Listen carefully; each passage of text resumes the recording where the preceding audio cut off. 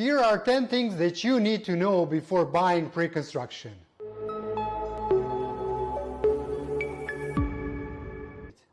Number 1, deposit.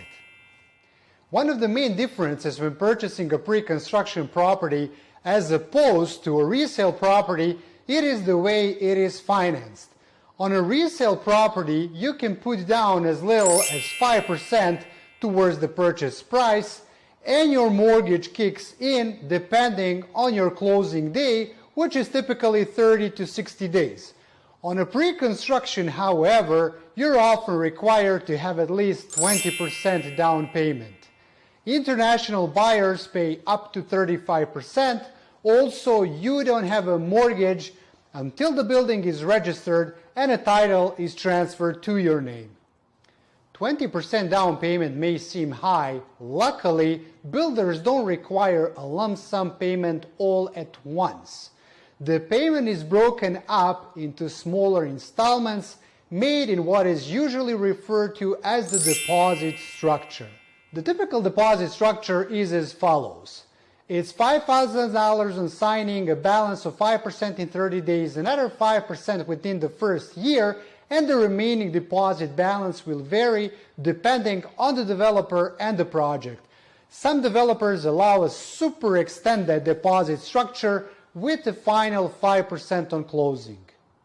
This automatically brings us to the step number 2, mortgage pre-approval. Let me repeat this. When you're buying pre-construction, there is no mortgage until the project is completed, the building is registered, and your unit title is transferred to your name. Even if there is no mortgage right on, the developer will ask for a mortgage pre-approval right after you sign the agreement of purchase. The first thing that you should do before buying pre-construction is to go to your bank or your mortgage broker and figure out how much money you are pre-approved for. If you don't have a lender that you're working with, feel free to reach out and someone from my power team will assist you. Number 3, submitting worksheets. Before we go any further, I like to clear up one common misconception. A worksheet is not a binding agreement, a commitment, or a promise to buy anything, even if it's filled for a specific suite. It's just a way of stating your interest in purchasing a unit. This distinction is an important one since many buyers mistakenly assume that submitting worksheets will be a legal obligation to purchase. Put simply, a worksheet is a document that buyers fill out to express their interest in purchasing a unit in a particular pre-construction development. You will use this sheet to indicate which layouts and floors you're most interested in. In the initial stages of the project launch, you will typically find space to enter up to 3 preferences. When should you fill out the worksheet? I suggest filling out your worksheet as soon as possible.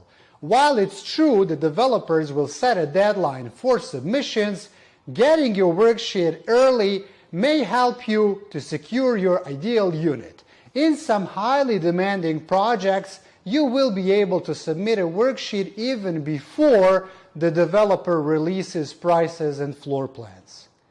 Number 4, 10 days cooling off period.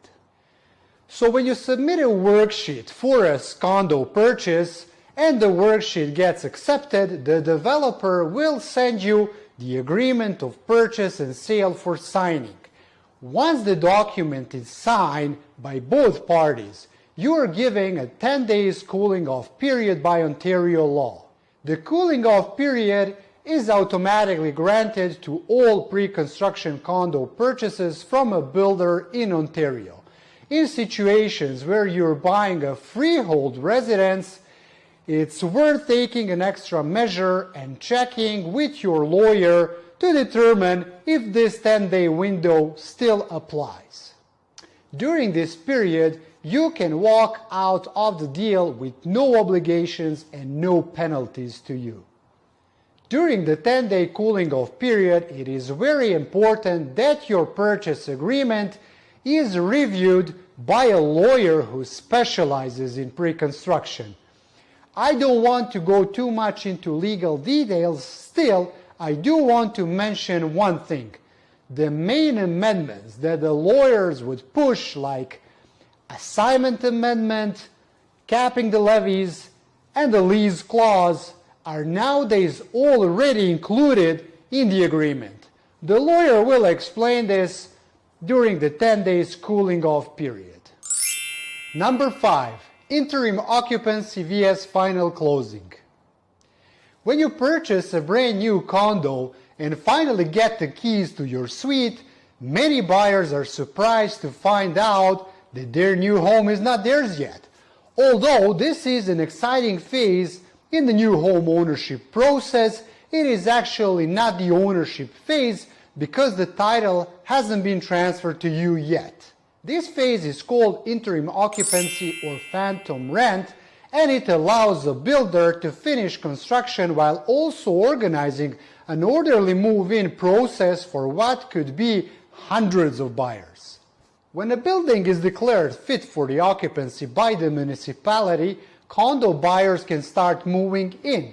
Interim occupancy starts sequentially from the lower floors as the builders work their way up to complete each suite and common elements. If you purchase a unit on the lower floors, you will be in the interim occupancy the longest. Once you get the keys, you will be able to move in or rent your unit. Make sure that in your agreement to purchase, you have the right to lease during interim occupancy. Have in mind that the building is still in the construction and the amenities are not completed. So this might impact the amount of rent that you can charge. Number 6, the interim occupancy fee. During the interim occupancy period, the developer will charge an interim occupancy fee. This fee is made up of 3 parts: interest on the unpaid balance of the purchase price of your condo, an estimate of the municipal taxes for your unit, and a projected common element expense contribution to keep the building running. A lot of you are probably scratching your head right now and thinking, holy smokes, what did this guy just say? But don't worry, this math is super easy, and on my YouTube channel you will be able to see those numbers crunched in a separate video. The interim occupancy fee is usually charged monthly and requested in post-dated checks made to the developer. It is misconception that a builder profits or has any benefit to gain from extending this phase. Furthermore, it is in a builder's best interest to transfer the title as soon as possible. Builders make their profits when they can provide a title and register the project, which can only be done when the building is complete. I assure you that you and your builder both share the same goal to get your building registered as soon as possible. Many buyers, especially on the lower floors, will likely be moving into a construction zone. The common areas may not be complete, and even some of the amenities may still be under construction as developers leave it for the end. But the building has to be safe for living, as a municipal inspector will have inspected the building and determined that it is fit for occupancy. Some of the requirements for the occupancy include safe access to the unit, running water, sanitary facilities, and a functional kitchen. Number 7, final closing. The interim occupancy ends on final closing. Final closing occurs once construction is complete and the developer is ready to register the condominium. Ownership is now transferred to individual unit purchasers and interim occupancy now ends. At this time, your mortgage kicks in and you start paying it off. As the closing day approaches, your lawyer will provide a statement of adjustments, a document that outlines financial adjustments that will be made as the property is transferred from the vendor to you. This payment covers the remaining closing costs such as fees, title insurance, land transfer tax, and the remainder of your down payment if applicable. Closing costs on pre-construction unit are different than closing on a resale unit. These days, developers tend to cap development charges so you don't have surprises on closing. Number 8. Assignment sale.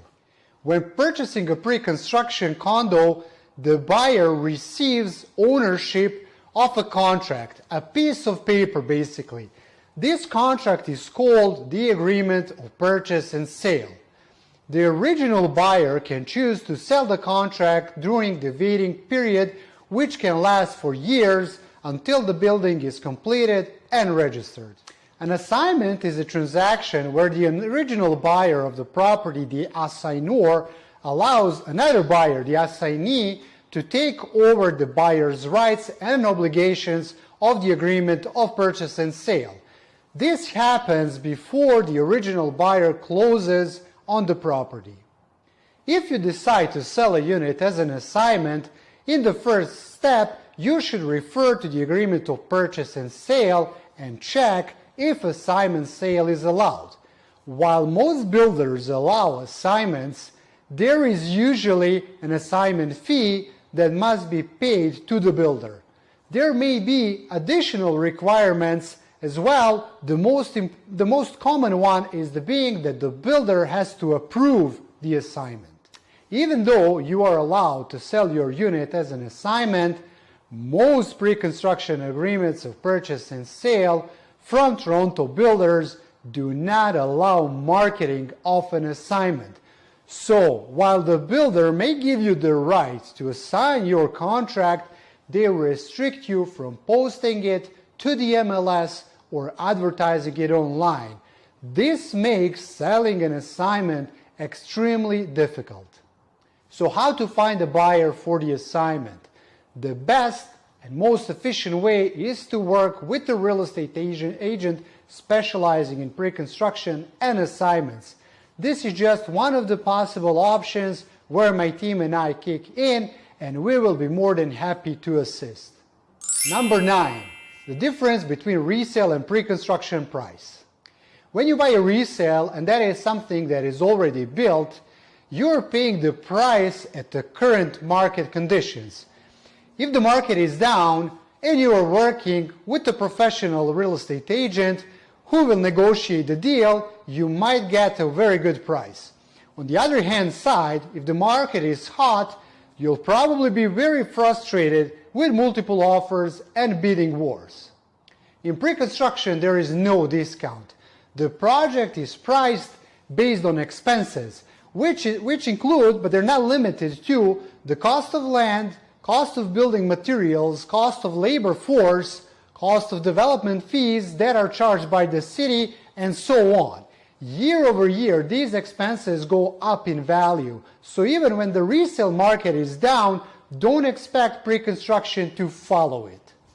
The profit margin for the developer can be as low as 8%. So if the developer had to cut the price, they would work without any profit. This would automatically take us to the point where the project is being cancelled. That's why it is super important to buy from a credible developer who will deliver the product. Number 10. How to get access to pre-construction. Now that I have explained quite a lot on this topic and you have a little bit better understanding of the buying process, the next thing you need to know is how to get access to a specific project where you want to purchase. Normally, the first release is to developers, friends, and family. They usually host a private event, so if you're not related to the developer, most likely you won't get invited. The second release is Platinum Access. Platinum agents have a proven track record with the developer, and they are giving Platinum first access to sell to their clients. This is where my team and I kick in. After the Platinum stage, the remaining inventory goes to VIP agents, and during this stage the prices have already gone up. The final stage is when it goes to the public. By this time, all the incentives that platinum brokers had will be gone. If you're registered on the developer's website, most likely this is when you're going to get the access to the project.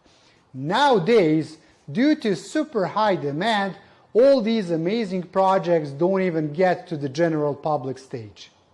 If you would like to purchase a unit in a specific project, and if you would like my power team of professional agents and lawyers who specialize in pre-construction to represent you, please be welcome to fill out the form below, and it will be our pleasure to assist. All the best, guys. I hope that you enjoyed this video. Make sure to click like and subscribe so you don't miss out any of my future releases. See you soon in the next video. Ciao!